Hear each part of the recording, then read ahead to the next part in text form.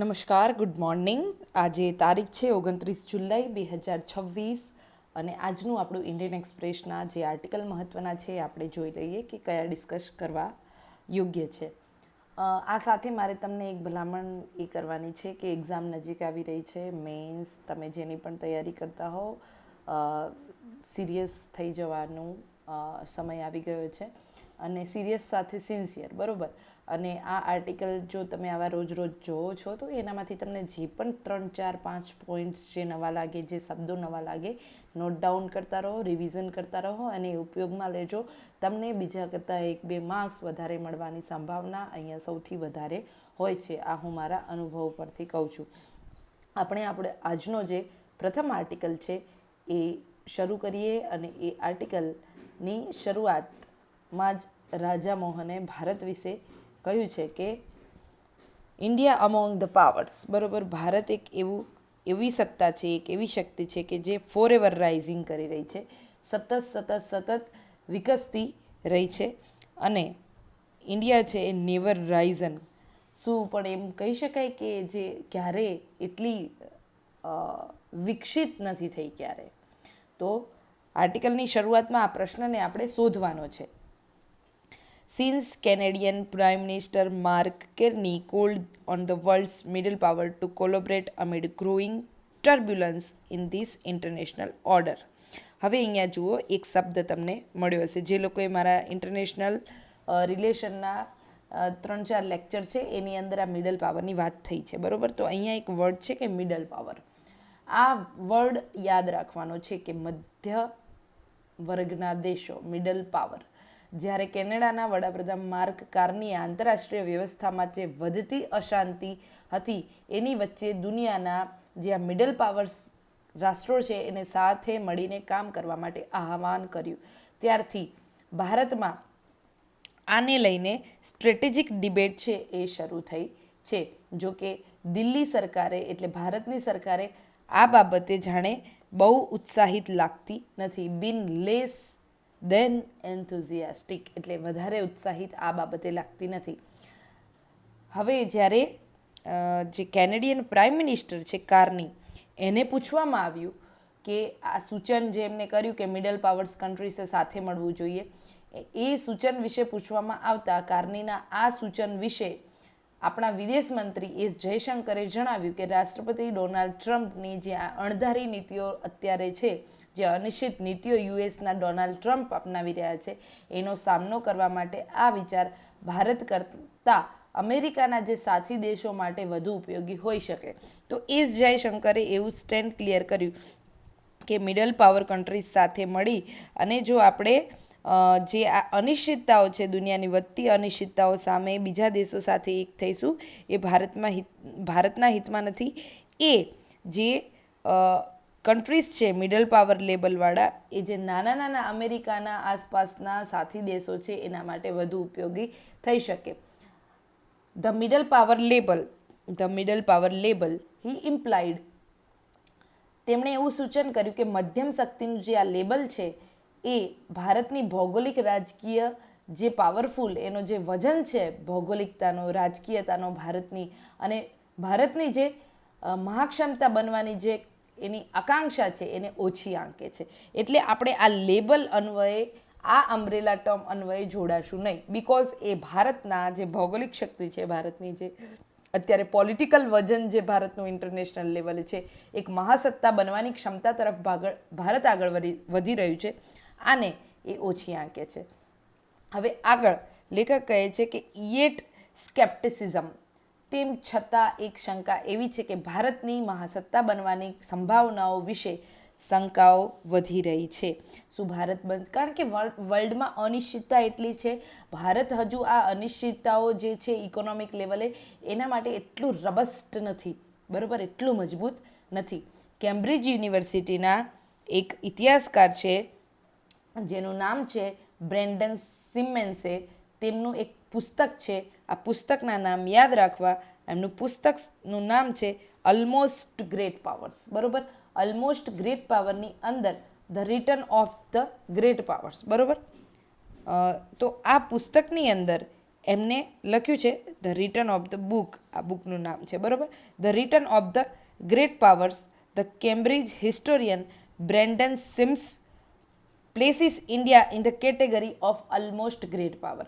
હવે કેમ્બ્રિજ યુનિવર્સિટીના એક ઇતિહાસકાર જેનું નામ છે બ્રેન્ડન સિમ્સ અને એમનું નવું પુસ્તક the return of the great powers, આમાં ફ્રાન્સ, જર્મની, જાપાનની સાથે ભારતને પણ લગભગ મહાસત્તા કહે છે. ઓલમોસ્ટ ગ્રેટ પાવર એટલે લગભગ મહાસત્તાના દરજ્જામાં મૂક્યું છે. દે પોઝેસિસ સેવરલ ગ્રેટ પાવર. હવે જે ઓલમોસ્ટ ગ્રેટ પાવર્સ છે ને, જેમાં ફ્રાન્સ છે, જર્મની છે, જાપાન છે અને બીજું ઇન્ડિયા છે, હવે આ બધી કન્ટ્રીઝ છે, દે પોઝેસિસ સેવરલ ગ્રેટ પાવર. એમની પાસે ઘણા બધા એવા ગુણો છે કે જે મહાસત્તાના છે, પરંતુ દુનિયાની વ્યવસ્થા નક્કી કરનાર દેશ બનવા માટે એ પૂરતા નથી. But not enough them to be a world system shapers. વર્લ્ડની જે સિસ્ટમ છે, દુનિયાની એક આખી મેથડ છે, આ દુનિયાની વ્યવસ્થાને નક્કી કરવા માટે આ દેશ પાસે પૂરતા ગુણો નથી જે મહાસત્તા પાસે હોવા જોઈએ. એટલા માટે એમને ઓલમોસ્ટ ગ્રેટ પાવર કહેવાયા છે.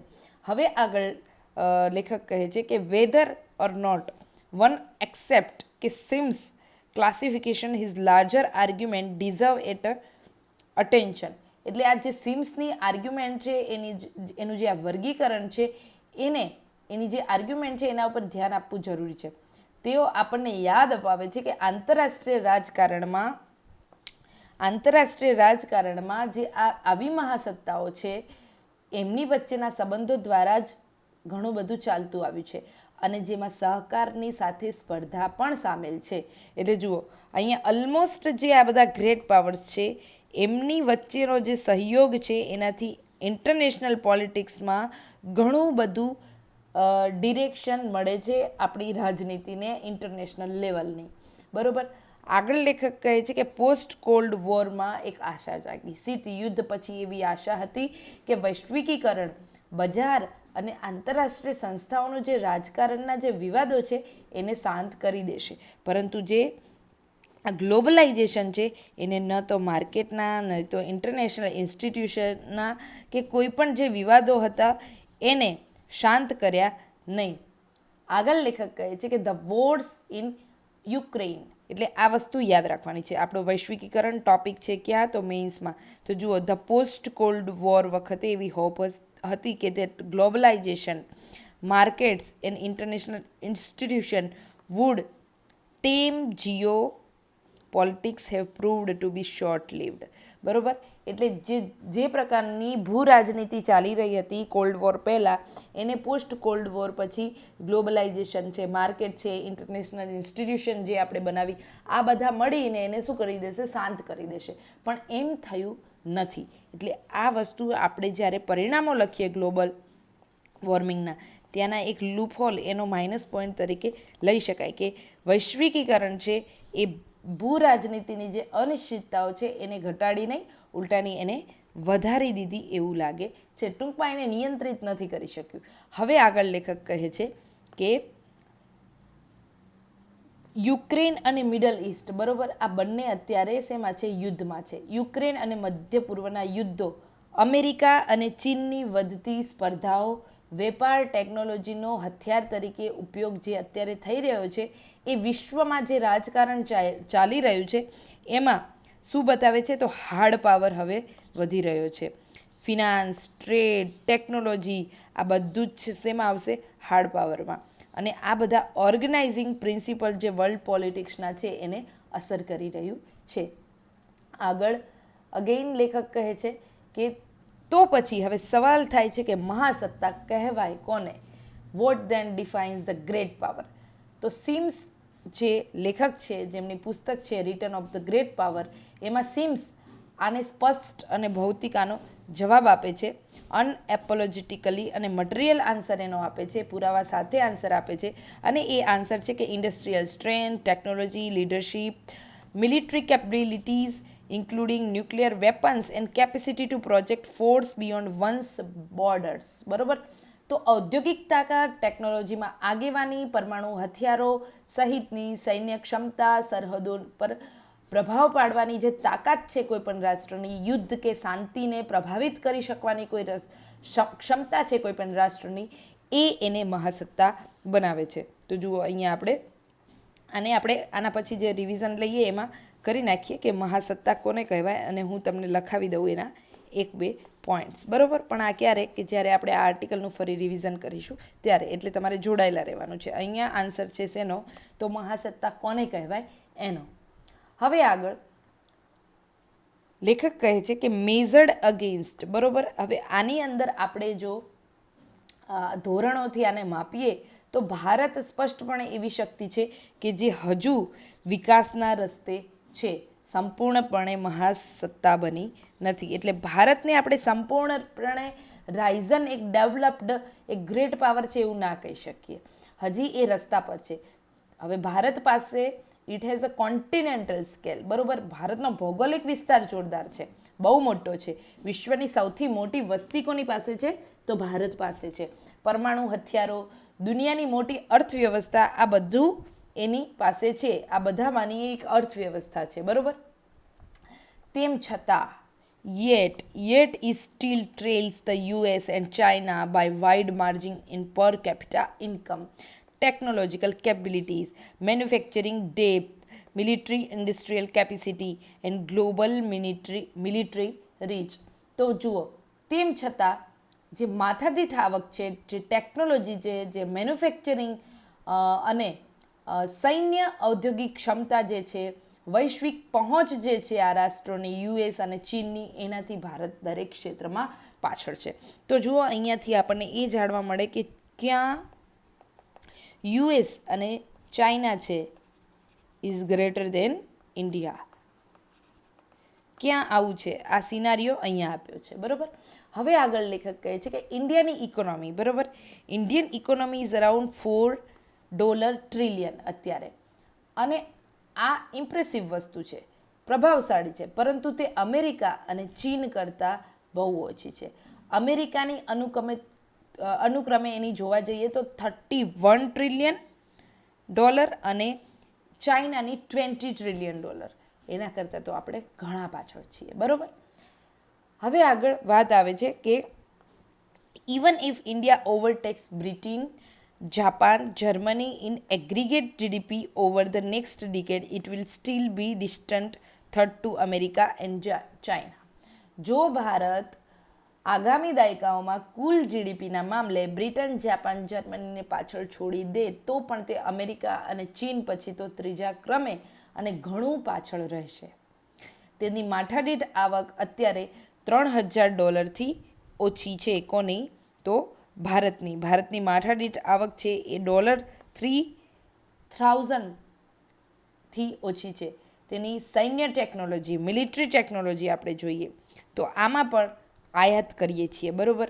અને ઇન્વેસ્ટમેન્ટ, જે R&Dમાં જે ઇન્વેસ્ટમેન્ટ થવું જોઈએ એ પણ આપણી ટોટલ જીડીપીના 6.4%ની આસપાસ છે.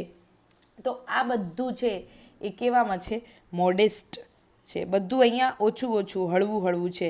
અને જે વર્લ્ડના જે ટેકનોલોજી લીડર્સ છે એના કરતાં આપણે હજી ઘણા પાછળ જઈએ. આગળ લેખક કહે છે કે કઈ રીતે Sims is not alone in a questioning whether the transition will happen. તો સિમ્સે અહીંયા જે પ્રશ્ન કર્યો છે કે આ બદલાવ આવશે કે નહીં, આ સવાલ ઉઠાવનાર સિમ્સ એકલો નથી. ટફ્ટ્સ યુનિવર્સિટીના કોણ? તો માઇકલ બેકલી. ટફ્ટ્સ યુનિવર્સિટીના માઇકલ બેકલીએ ધ સ્ટ્રેન્જર ઓર્ડર કરીને એની એક શું છે, એનો એક એસે છે ધ સ્ટ્રેન્જર ઓર્ડર. આ યાદ રાખવાનું છે, આવું બધું યાદ રાખવાનું છે, બરાબર, મેન્સ માટે. ધ સ્ટ્રેન્જર ઓર્ડર એસે છે કોનો? તો માઇકલ બેકલીનો. હવે આ એસેની અંદર આ લેખમાં એને ગંભીર દલીલ કરી છે, અને એ દલીલ શું છે એ જોઈએ. તેઓ સૂચવે છે, he suggests that China may well be the last country to have made the leap into front rank of global power. તેઓ સૂચવે છે કે વૈશ્વિક જે મહાસત્તાઓ છે, આ વૈશ્વિક મહાસત્તાઓમાં પ્રથમ હરોળમાં પહોંચનાર ચીન કદાચ છેલ્લો દેશ હશે. ચીન is the last, May B the last country. Okay, તેઓ સૂચવે છે કે વૈશ્વિક જે મહાસત્તાઓ છે એના ફ્રન્ટ રેકમાં પહોંચવાવાળો ચીન એકલો દેશ છે. હવે જુઓ, આમાં કારણ શું છે કે વસ્તીનું વૃદ્ધ થવું, ઉત્પાદકતા ઘટવી, ટેકનોલોજીનું અમેરિકા અને ચીનમાં કેન્દ્રિત થવું એ ગ્લોબલ સાઉથના વિકાસશીલ દેશો માટે આગળ વધવાનું સૌથી મુશ્કેલ કારણ છે. ભારત માટે જુઓ, આપણે અહીંયા આ વસ્તુ એકદમ યાદ રાખી લેવાની છે કે આપણે અહીંયા ડેમોગ્રાફિક એજિંગ જે થઈ રહ્યું છે, સ્લોઈંગ પ્રોડક્ટિવિટી આવી રહી છે, કન્સન્ટ્રેશન ઇકોનોમિક પાવરનું, એડવાન્સ ટેકનોલોજી, આ બધું ક્યાં છે? તો યુએસ અને ચાઇનામાં છે. હવે જેમ જેમ આ બધું વધી રહ્યું છે તેમ તેમ ભારત માટે મહાસત્તા બનવું મુશ્કેલ એ વધારી રહ્યું છે. બરાબર? તો બેકલીની જે દલીલ છે એ છે કે ભારતે અને ગ્લોબલ સાઉથના બધા કન્ટ્રીઝની અહીંયા વાત કરીએ આ કોન્ટેક્સમાં. બરાબર? હવે જે બેકલીની જે દલીલ છે કે India will remain important global actor in world politics, Beckley argue, but it's unlikely to become a true great power given its many domestic weaknesses, including lack of necessary skills among young demographic. તો ભારત વિશ્વ રાજકારણમાં મહત્વપૂર્ણ દેશ બની રહ્યો છે, રહેશે, પરંતુ આંતરિક નબળાઈઓ એની એટલી બધી છે. અને બીજી બાજુ શું છે? તો યંગ ડેમોગ્રાફિક છે એ સ્કિલફુલ નથી. તો આ બધાના કારણે સાચી મહાસત્તા બનવાની એની જે ક્ષમતા છે એ ઓછી છે. તો અહીંયા ભારત પાસે મુશ્કેલી શું છે મિત્રો? તો એક તો એની ડોમેસ્ટિક વીકનેસ, આંતરિક નબળાઈઓ, અને lack of necessary skill among young demography. આગળ લેખક કહે છે કે India's aspiration to great power status however is hardly new. બરાબર? ભારતની જે મહાસત્તા બનવાની આકાંક્ષા છે એ કંઈ નવી નથી. આઝાદી પહેલાં, લોંગ બિફોર ઇન્ડિપેન્ડન્સ, આઝાદી પહેલાં જ Jawaharlal નહેરુએ, Indian nationalist including Jawaharlal નહેરુએ વિશ્વ મંચ પર ભારત કેવું હશે એની કલ્પના કરી હતી. Special in the world affairs, world અફેર્સમાં ભારત કેવું હશે એવી કલ્પના એ વખતે પણ નહેરુએ અને નેશનાલિસ્ટોએ કરી હતી. આઝાદી સમયે ધ ઇન્ડિપેન્ડન્સ, વિચાર કરો, આપણી અહીંયા વ્યાપક ગરીબી, ભારત દુનિયાની સૌથી મોટી અર્થવ્યવસ્થાઓમાં સામેલ હતું, તેની પાસે રાજકીય સંસ્થાઓ અને માનવ સંસાધન પણ હતા. તો બે વિરોધાભાસો એ વખતે ભારત પાસે હતા. જુઓ, અહીંયા ભારત પાસે વાઇડ સ્પ્રેડ પોવર્ટી પણ હતી, પણ સાથે India was among the world largest economy, possessed in political institution and human capital that suggested considerable promises. એટલે ભારત પાસે પહેલાંથી આ બધી સમસ્યાઓ સાથે લઈને ચાલવાનો એને અનુભવ છે. જુઓ, પોવર્ટી, તો બીજી બાજુ અર્થવ્યવસ્થા પણ હતી અને હ્યુમન કેપિટલ પણ હતું. તો ભારતની આઝાદી સમયે એની હાલત છે એ બે ત્રાજવા, બંને બાજુ ફૂલ નમેલા. બરાબર?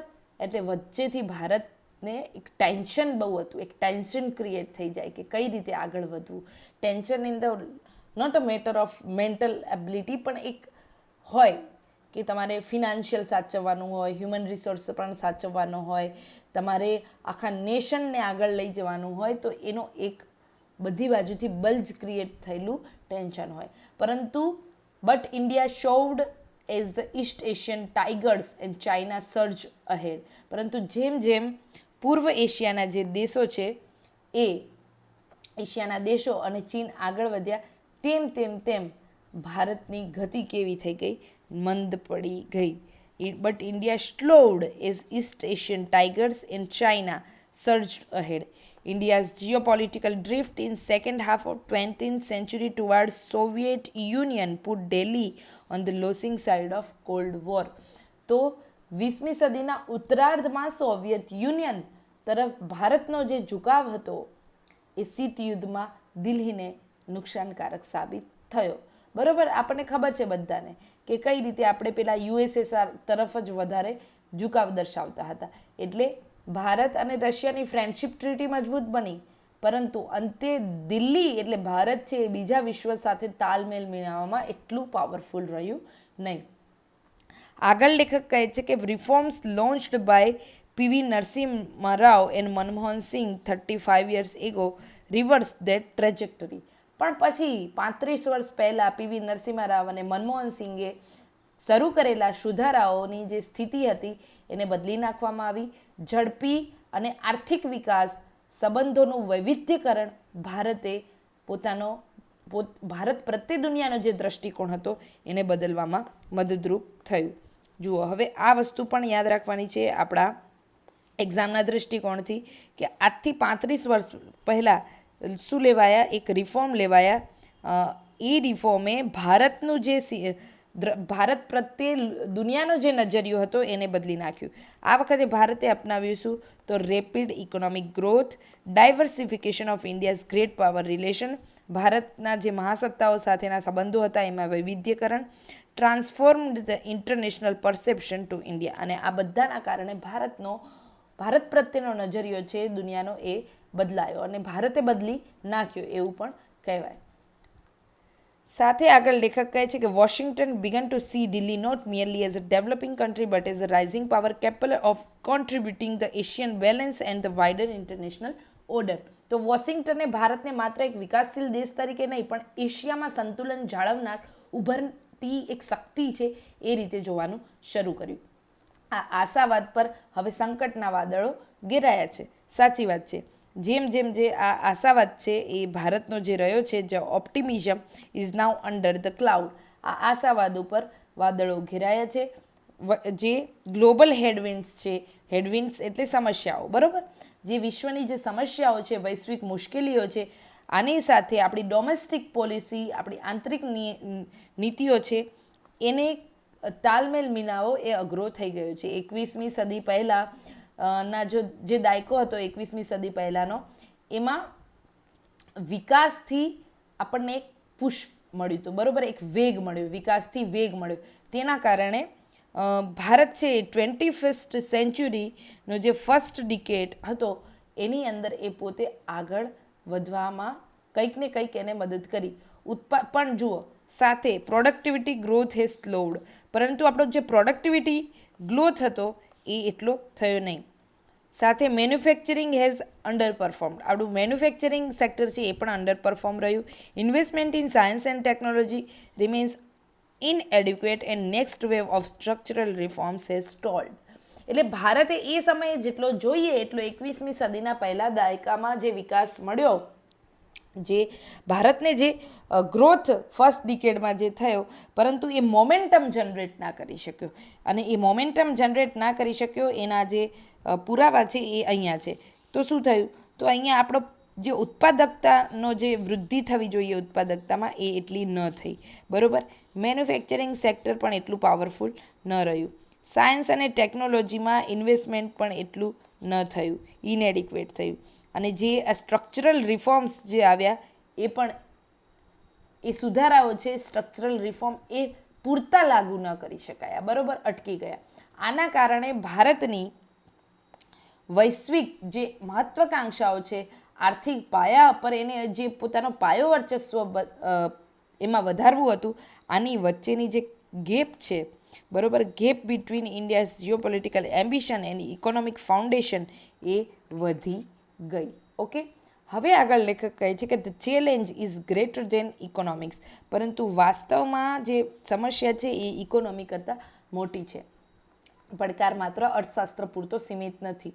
જુઓ, અત્યારે શું થઈ રહ્યું છે તો ડીપનિંગ પોલિટિકલ પોલરાઇઝેશન, વધતું રાજકીય ધ્રુવીકરણ, જૂની માનસિકતાઓનું જે ફ્યુડલ અને પ્રી મોડર્ન ફોર્સિસ હતી એ ફરી ઉભરી રહી છે. લોકશાહીની જે સંસ્થાઓ છે એ ડેમોક્રેટિક ઇન્સ્ટિટ્યુશનો ઉપર દબાણ વધી રહ્યું છે.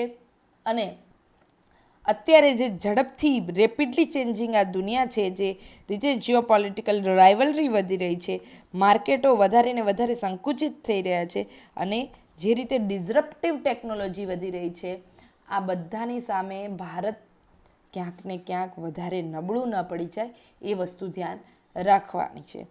Pessimists worry that India may have missed its moment of opportunity in 21st century and will remain forever emerging power.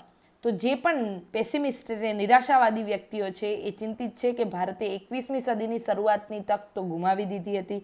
આપણે આગળ જોયું તેમ કેમ આપણે પ્રોડક્ટિવિટીનો એટલો ગ્રોથ ના કરી શક્યા, મેન્યુફેક્ચરિંગનો ના કરી શક્યા, સાયન્સ એન્ડ ટેકનોલોજીમાં રોકાણ ના કર્યું. આના કારણે જે પ્રથમ તક 21મી સદીનો પહેલો દસકો હતો એમાં આપણે ગુમાવી દીધી. તે માત્ર અને હવે એવું લાગે છે કે ભારત, આ જે પેસિમિસ્ટો એવું કહે છે કે ભારત કદાચ સબ ઓપ્ટિમલ પીસ ઉપર એટલે એમર્જિંગ પાવર બનીને જ રહી જશે. પરંતુ ઓપ્ટિમિસ્ટ છે એ હાર માનવા તૈયાર નથી. બરોબર, આ ગમે તેટલા ઓડ્સ આવે પણ optimist are not ready to give up. જે આશાવાદીઓ છે એ હાર માનવા તૈયાર નથી. તેઓ માને છે કે ભારતની કુદરતી ક્ષમતાઓ અને લોકોની પ્રતિભા જે છે એના બળે જ એ વિશ્વ મંચ ઉપર આગળ આવ્યું છે. તો ભારત કઈ રીતે આગળ આવ્યું છે જુઓ. This is the beauty of essays. કેવું અહીંયા એને કીધું કે અચ્છા ભારતમાં તો આ નથી, આ છેલ્લે એનો આખો ટોન કઈ રીતે આવી ગયો કે the optimist are not ready to give up. કેમ? તો they believe that natural advantage, ભારતની જે કુદરતી ક્ષમતાઓ છે અને લોકોની જે પ્રતિભાઓ છે એને જ ભારતને વર્લ્ડના મંચ ઉપર, વિશ્વના મંચ ઉપર આગળ વધાર્યું છે. આ પરિણામ, હવેનું જે પરિણામ છે, such outcome will depend on whether India can return to unfinished business of economy, technology and science, social modernization and boosting national unity and political cohesion. પણ પરિણામ હવે જે આગળ આવશે, આઉટકમ આવશે, એ એની પર આધાર રાખશે કે શું ભારત આર્થિક, તકનીકી અને સામાજિક આધુનિકરણના જે અધૂરા કાર્યો છે એ પૂરા કરશે કે નહીં, યુનિટી અને પોલિટિકલ કોહેશન વધારશે કે નહીં. તો જ ભારત છે એ શું બનશે, ઓલમોસ્ટ ગ્રેટ પાવરમાંથી એ આગળ વધી અને વાસ્તવિક રિયલ મહાસત્તા બની શકશે, રિયલ ગ્રેટ પાવર બની શકે. તો આ હતો આર્ટિકલ જેમાં આપણે વાત કરી કે ભારત માટે જો એને મહાસત્તા બનવું છે તો અત્યારે કયા અવરોધો છે અને આ અવરોધોમાં ભારત કઈ રીતે આગળ વધી શકે.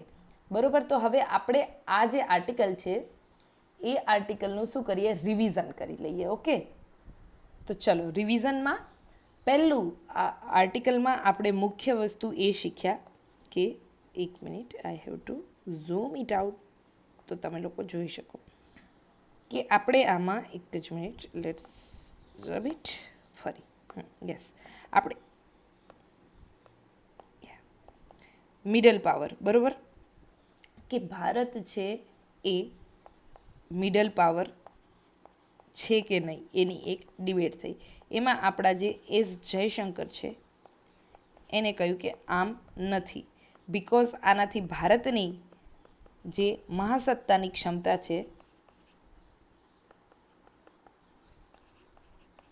છે એ ઓછી આંકવામાં આવે છે. તો પછી આને સમજાવવામાં લેખકે શું કર્યું, એક બુકનો ઉલ્લેખ કર્યો અને એ બુક્સ લખી હતી બ્રેન્ડન સેમ્સ.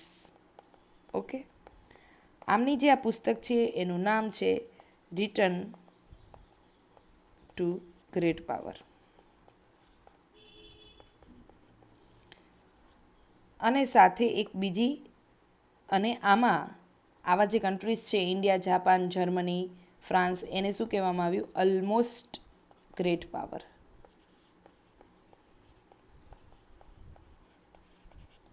ઓકે, અને સાથે એક નામ બીજું આવ્યું એ છે બેકલીનું. અને આની પુસ્તક, આનો એસે જે છે એ એસે હતો, અત્યારે મને ભૂલાઈ રહ્યું છે પણ આગળ જે આપણે આવે વાત, હું જે લિંક કરું એમાં આવી જશે. બરાબર, તો આ એસેમાં પણ ભારત કેમ ગ્રેટ પાવર કહી શકાય કે ન કહી શકાય એની વાત કરવામાં આવી. બરાબર, સાથે જે અહીંયા વાત કરવામાં આવી એમાં એક મુદ્દો હતો કે કોલ્ડ વોર. બરાબર, અત્યારનો યુક્રેન અને મિડલ ઇસ્ટનું જે વોર છે, આ વોરના કારણે શું થઈ રહ્યું છે, હાર્ડ પાવર છે એ વધી રહ્યો છે. હવે જુઓ, હાર્ડ પાવરમાં ભારતની સ્થિતિ ક્યાં છે,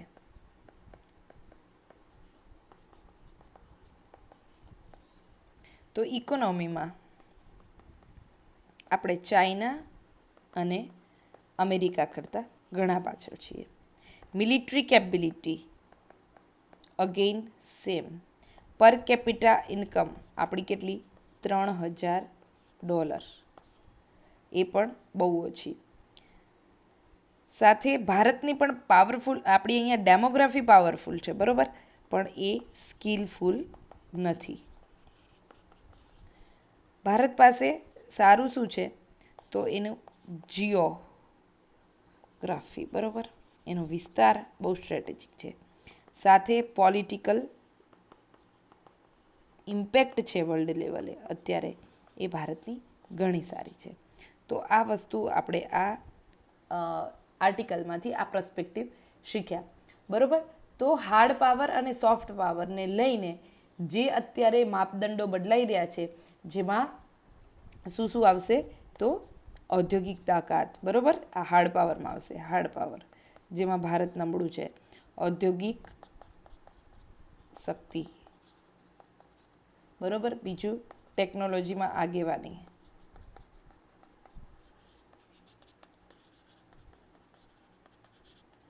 પરમાણુ શસ્ત્રો.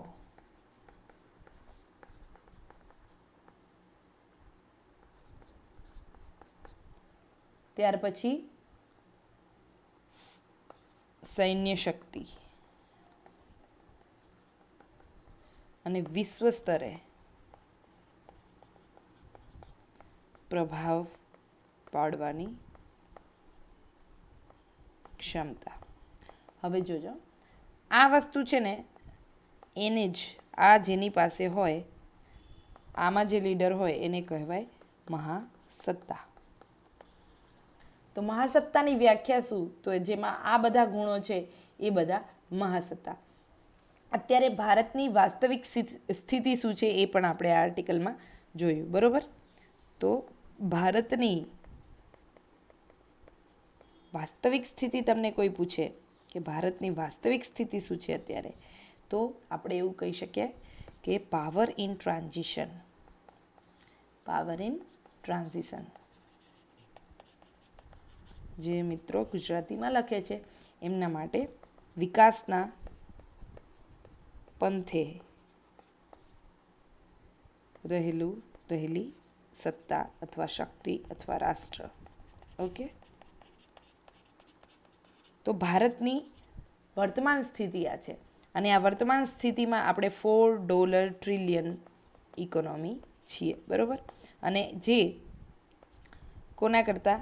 અમેરિકા, ચીન, જાપાન કરતાં પાછળ છે. હવે આ કદાચ ભવિષ્યમાં બ્રિટન, જાપાન, જર્મની આ બધા કરતાં પાવરફુલ થઈ જશે, પરંતુ અમેરિકા અને ચીન કરતાં ઘણું પાછળ રહેશે એવું લેખક કહે છે.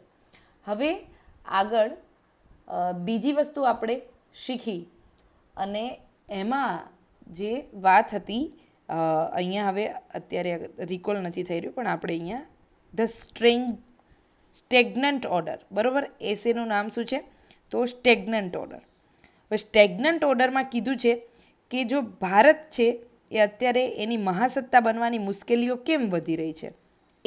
એસેનું લખાણનો જે એનો લેખ છે સ્ટેગ્નન્ટ ઓર્ડર બરાબર. સ્ટેગ્નન્ટ ઓર્ડરમાં એને એવી દલીલ કરી કે મે બી ચાઇના છે ને એ છેલ્લો દેશ હશે શું? તો મહાસત્તા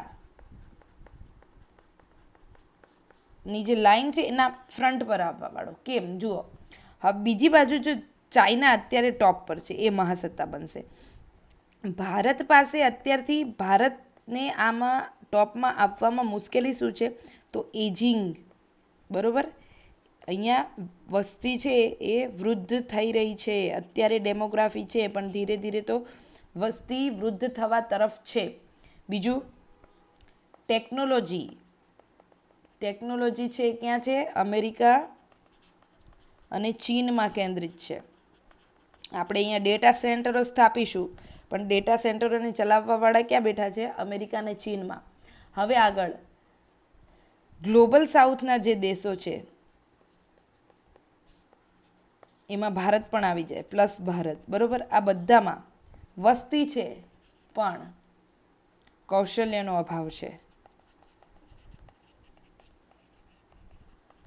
તો આ બધા કારણો છે એ ભારતને મહાસત્તા બનતા અટકાવશે.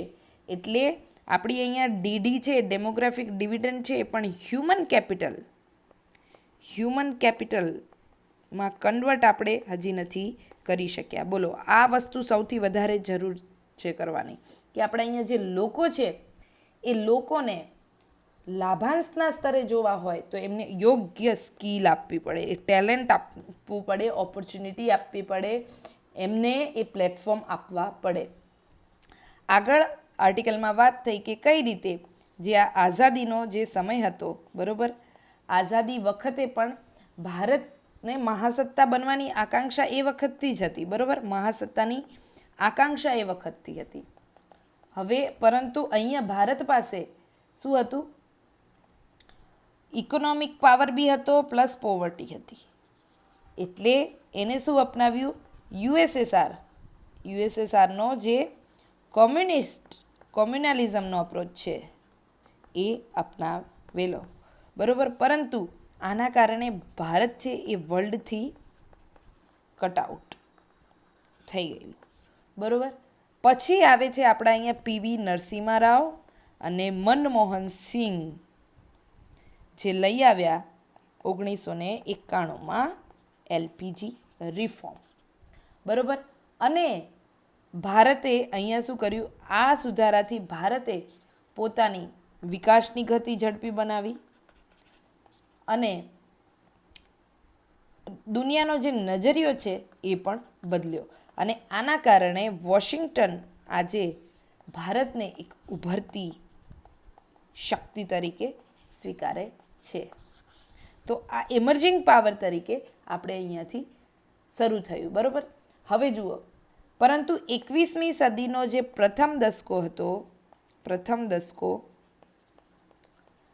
અહીંયા જે ગતિ હોવી જોઈએ એ ભારત એ જાળવી ન શક્યું. હવે આ જાળવી ન શક્યું ને એટલે ભારત પાસે શું થયું? જુઓ, ઉત્પાદકતા ઘટી, મેન્યુફેક્ચરિંગ ક્ષેત્રમાં પછાત રહી ગયું અને માળખાકીય જે સુધારાઓ જે કરવાના હતા એ બધા માળખાકીય સુધારા પણ અટકી ગયા. ઓકે. બીજું, વધારામાં પૂરું આપણી અહીંયાનું પોલિટિક્સ બહુ ગંદુ થયું. રાજકીય ધ્રુવીકરણ, જૂની માનસિકતાઓ, સામાજિક બદીઓ વધારે ને વધારે મોડર્ન થઈ, બરાબર. અને લોકશાહીની જે સંસ્થા હતી, લોકતંત્રની જે સંસ્થાઓ, એની ઉપર પણ દબાણ વધ્યું. આ બધાના કારણે મિત્રો ભારત છે એ ભારત કેવું રહ્યું? તો ભારત માત્ર એક ઉભરતી શક્તિ તરીકે જ અટકી ગયું. અને હજી પણ લેખકે આમાં ચિંતા કરી છે કે આમ જ રહી ન જાય, એ પણ ચિંતા છે, બરાબર. ને જો તમારે આ નહીં અને મહાસત્તા બનવું હોય, મહાસત્તા ભારતે અગર બનવું હોય તો ભારતે શું કરવું પડે? તો લેખક કહે છે કે આર્થિક સત્તા, આપણી આર્થિક શક્તિ વધારવી પડશે. પછી બીજું, તકનિકી ક્ષેત્રમાં વધારે મજબૂત બનવું પડે. સામાજિક આધુનિકરણ, સોશિયલ મોડર્નાઇઝેશન, સામાજિક આધુનિકરણના અધૂરા કાર્યો પૂરા કરવા પડશે. રાષ્ટ્રીય એકતા વધારવી પડશે. પોલિટિક્સને વધારે ઇન્ટરનલ ડેમોક્રેટિક પ્રિન્સિપલવાળું બનાવવું પડશે. તો આ વસ્તુ છે. અને આ બધું થાય ત્યારે ભારતમાં એક ઇન્ક્લુઝિવ ગ્રોથ આવે. શું છે? ઇન્ક્લુઝિવ ગ્રોથ આવે અને દરેક ક્ષેત્રનો ગ્રોથ છે એ જ આપણને મહાસત્તા બનાવી શકે. મહાસત્તા બનવા માટે ભારતે આટલું કરવું પડે. હવે આના પછી આપણે બીજો આર્ટિકલ જોઈએ. હવે જે આર્ટિકલ છે એ છે બેંકની પાસેથી આપણે એક પાર્ટ શીખવા જેવો છે. અને જુઓ, આવા આર્ટિકલ છે ને એ તમને ઉદાહરણ તરીકે કામ લાગી શકે, એટલે એક વખત સમજી લેવાના, જેથી ભવિષ્યમાં આવનારી કોઈ પણ એક્ઝામ્સ છે એમાં તમારે એને એક કેસ સ્ટડીઝ તરીકે અથવા તો પછી એક્ઝામ્પલ તરીકે ટાંકવા હોય તો કામ લાગે. તો આર્ટિકલની શરૂઆત થાય છે કે આ મહિનાના જે અખબાર હતું 2 months after the investigation in the paper revealed the HDFC Bank had camouflaged crore as a marketing spend to pay higher interest to Maharashtra State Road Development Corporation. Okay, જોજો આ અખબારના એક અહેવાલમાં એવો ખુલાસો થયો કે HDFC બેંકે મહારાષ્ટ્ર સ્ટેટ રોડ ડેવલપમેન્ટ કોર્પોરેશનને વધુ વ્યાજ ચૂકવવા માટે કરોડો રૂપિયાનો માર્કેટિંગ ખર્ચ તરીકે છુપાવ્યા. તેના 2 મહિના પછી બેંકના બોર્ડે કાર્યવાહી શરૂ કરી. બેંકના જે MD હતા, CEO હતા, ચીફ ફાઇનાન્શિયલ ઓફિસર હતા અને ગ્રુપ હેડ સહિતના 3 ઉચ્ચ અધિકારીઓને એક વોર્નિંગ પેપર આપવામાં આવ્યું અને એમને 1 લાખ રૂપિયાનો દંડ અને કડક સંદેશ મોકલવામાં આવ્યો. હવે આ કાર્યવાહી જે શરૂ થઈ, બરોબર, તો ધ એક્શન ઇઝ અનપ્રેસિડેન્ટેડ. આ અદ્ભુત અનપ્રેસિડેન્ટ પહેલાં ન થયું હોય એવું. અને એને શું કર્યું, નવા ચેરમેન હેઠળનું બોર્ડ કદાચ નીચે સુધી કડક, અત્યારે જે નવું ચેરમેનનું જે બોર્ડ બન્યું છે એને આખી જે સિસ્ટમ હતી એના માટે કડક કાર્યવાહીનો સંદેશ ઉપરથી લઈને છેક નીચે સુધી પહોંચાડ્યો. પરંતુ જુઓ, આ ઘટના ધ સાગા રેઇઝ, આ ઘટના છે એ દેશની સૌથી મોટી કોર્પોરેટ ગવર્નન્સમાં જે લાર્જેસ્ટ પ્રાઇવેટ બેંક છે એની કોર્પોરેટ ગવર્નન્સ અંગે ચિંતાજનક સવાલો ઊભા કરે છે. આ ક્યાં આપણે યુઝ કરી શકીશું? તો જ્યાં પણ કોર્પોરેટ ગવર્નન્સ હેઠળ કોઈ પણ વસ્તુ લખવાની આવે છે ત્યારે આ HDFC બેંકનું જે આ ઉદાહરણ છે એ આપણે દરેક જગ્યાએ લખી દેવાનું છે, બરાબર.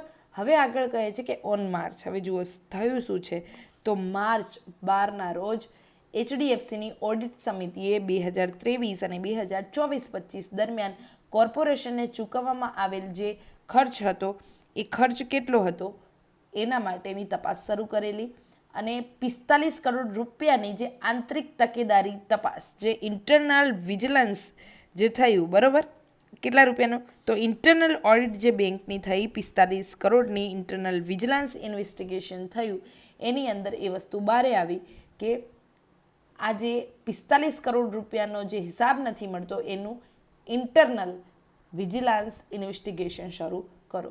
હવે અગાઉ 24-25 માટે પણ બેંકે માર્કેટિંગ વિભાગના આંતરિક ઓડિટમાં આ ચૂકવણીના જે પ્રશ્નો ઊભા થયા હતા એની સામે વિભાગનું જે પ્રદર્શન છે એને અનસેટિસ્ફેક્ટરી ગણવામાં આવ્યું હતું.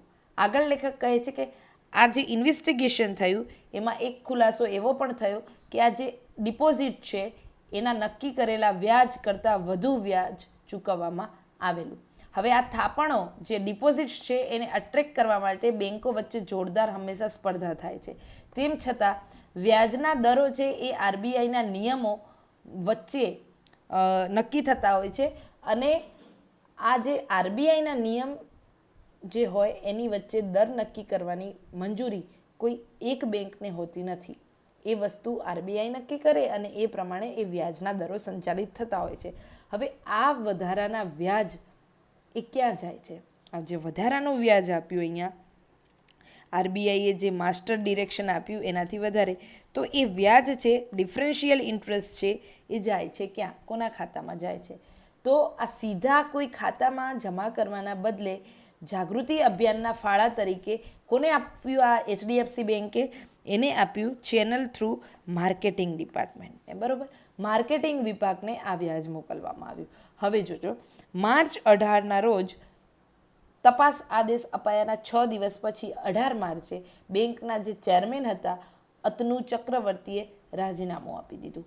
એટલે એને બેંકને રાજીનામું આપતા જણાવ્યું કે બેંકની અંદર કેટલીક બાબતો તેમની વ્યક્તિગત નૈતિકતા સાથે મેળ ખાતી નથી. જુઓ, આ રહ્યું ઉદાહરણ આપણા એથિક્સમાં લખવા માટે, બરાબર. અતનુ ચક્રવર્તી છે એને રિઝાઇન આપી દીધું because certain happening practice within બેંકમાં જે અમુક કાર્યો થાય છે એ નોટ ઇન કોંગ્રુઅન્સ, એ એમના એમની નૈતિકતા સાથે, પર્સનલ વેલ્યુઝ અને એમના એથિક્સ છે એની સાથે મેળ ખાતી નથી. તો અતનુ ચક્રવર્તીનું નામ યાદ રાખવાનું છે આ રીતે. Given the seriousness of the matter, some question must be asked. હવે આટલી ગંભીર બાબત બની હોય તો કેટલાક પ્રશ્નો પૂછવા જરૂરી છે. 2 મહિના પહેલાં આ અખબારે એક ઇન્વેસ્ટિગેશન કર્યું ઇન્ડિયન એક્સપ્રેસે, અને સ્ટોક એક્સચેન્જને આપેલી નોટિસમાં બેંકે દાવો કર્યો હતો કે બેંકનું આંતરિક નિયંત્રણ છે એ મજબૂત છે. એક બાજુ જુઓ અહીંયા આંતરિક શું થઈ રહ્યું છે, એના કારણે કોઈ વ્યક્તિ એ ચેરમેન રાજીનામું આપે છે અને બેંક બીજી બાજુ એવું સર્ટિફાઈ કરે છે કે આંતરિક જે બેંકની જે કેપેસિટી છે એ મજબૂત છે, આંતરિક નિયંત્રણ મજબૂત છે. Its latest statement speaks of two such deposit. The earlier one is 2017. પરંતુ જે તાજેતરનું નિવેદન આવ્યું એ વસ્તુ કહે છે કે એમાં 2 થાપણોની વાત છે, જેમાંથી પહેલી થાપણ 2017ની છે. Could there have been more such instances? શું આવા બીજા પણ ઘટનાઓ ઘટી હોઈ શકે જેને આંતરિક ઓડિટમાં દર્શાવવામાં આવ્યા હોય પરંતુ બોર્ડ દ્વારા એને અવગણવામાં આવ્યા હોય? શું બોર્ડે ઓછામાં ઓછા છેલ્લા 5 વર્ષની ઇન્ટરનલ ઓડિટની સમીક્ષા ન કરવી જોઈએ? આનાથી એ સુનિશ્ચિત થાય કે આ ઘટનાઓમાંથી યોગ્ય બોધપાઠ લેવામાં આવ્યો છે. સવાલ એ પણ છે કે આ દરેક મોનિટરિંગની પ્રક્રિયા છે એ અસરકારક રહેશે કે નહીં. The whether the oversight process will be the effective or not. આ પણ પ્રશ્ન છે. બેન્કિંગ સિસ્ટમ માટે વિશ્વાસ સૌથી મહત્ત્વની બાબત છે, તેને જાળવી રાખવો જરૂરી છે, આને નર્ચર કરવો જરૂરી છે. તે માટે તમામ યોગ્ય પગલાઓ લેવાવા જોઈએ. તો મિત્રો, આ આર્ટિકલમાંથી આપણે એ જ વસ્તુ શીખ્યા કે ઇન્ટરનલ ઓડિટ કેટલી મહત્ત્વની છે. હવે જ્યાં પણ તમારે એક્ઝામમાં કંઈ લખવાનું આવે તો તમારે આ વસ્તુ ખાસ ધ્યાન રાખવાની કે ઇન્ટરનલ ઓડિટ છે એ આપણા આન્સરમાં આપવું જોઈએ. આપણે ઇન્ટરવ્યૂ આપી રહ્યા હોઈએ ત્યાં ઇન્ટરવ્યૂમાં આ શબ્દ ક્યાંક આવવો જોઈએ, જ્યાં લાગુ પડતું હોય ત્યાં. ઓકે, હવે આના પછીનો જે ક્વેશ્ચન છે એ છે વેન્ડેટા પોલિટિક્સ. કઈ રીતે પોલિટિક્સ છે અત્યારે વેન્ડેટા બની રહ્યું છે, તો એના વિશે જોઈએ કે on campus question about vendetta politics. આ આર્ટિકલ છે એના અન્વયે યુનિવર્સિટીઓનો જે પ્રશ્ન છે એની સામે ગંભીર સવાલો ઊભા થયા છે. તો આર્ટિકલની શરૂઆત થાય છે કે the order to demolish 30 out of 40 buildings of Mohammad Ali Juhar University in Rampur, Uttar Pradesh has raised serious question. ઉત્તર પ્રદેશના રામપુરમાં મોહમ્મદ અલી જોહર યુનિવર્સિટીની 40માંથી 38 ઇમારતોને પાડી દેવામાં આવી અને આ આદેશે ગંભીર સવાલો ઊભા કર્યા છે. આ કોલેજ ચલાવતો જે ટ્રસ્ટના જે અધ્યક્ષને જેલમાં બંધ સમાજવાદી પાર્ટીના નેતા અઝામ ખાન છે. જમીન સંપાદન, બાંધકામ, મંજૂરીઓમાં કથિત અનિયમિતતાઓને કારણે જિલ્લા પાલિકા, આવકવેરા વિભાગ, બરોબર, મ્યુનિસિપલ ઓથોરિટી, ઇન્કમટેક્સ અને જે ફાયર ડિપાર્ટમેન્ટ હતો એના દ્વારા યુનિવર્સિટી સામે સવાલો ઊભા કરવામાં આવ્યા. વિદ્યાર્થીઓએ આ તોડી પાડવાની કાર્યવાહી સામે હાલ વિરોધ કર્યો છે. વિરોધ પક્ષ પણ આમાં જોડાયો છે. એમણે આરોપ લગાવ્યો છે કે ભાજપ સરકાર દ્વારા આ બદલાની રાજનીતિના ભાગરૂપે આ સંસ્થાને શું બનાવવામાં આવી રહી છે, તો ટાર્ગેટ બનાવવામાં આવી રહી છે. Targeting the university as a part of the vendetta politics. જે બદલાની રાજનીતિ છે એનું નિશાન આ યુનિવર્સિટી બની રહી છે. સોમવારે મુરાદાબાદના ડિવિઝનલ કમિશનર દ્વારા આ યુનિવર્સિટીની બિલ્ડિંગો તોડી પાડવા પર સ્ટે ઓર્ડર આપવામાં આવવાથી થોડીક રાહત મળી છે. હવે આગળ લેખક કહે છે કે આ એક સમસ્યા છે, એ કંઈ ઉપરછલી સમસ્યા નથી. આ સમસ્યાના મૂળ ઘણા બધા ઊંડા છે અને એ મૂળ તરફ નજર કરવાનો પણ આ સમય છે, જેનું આ એક લક્ષણ માત્ર પણ છે. The episode is a symptom. આ એક માત્ર લક્ષણ છે.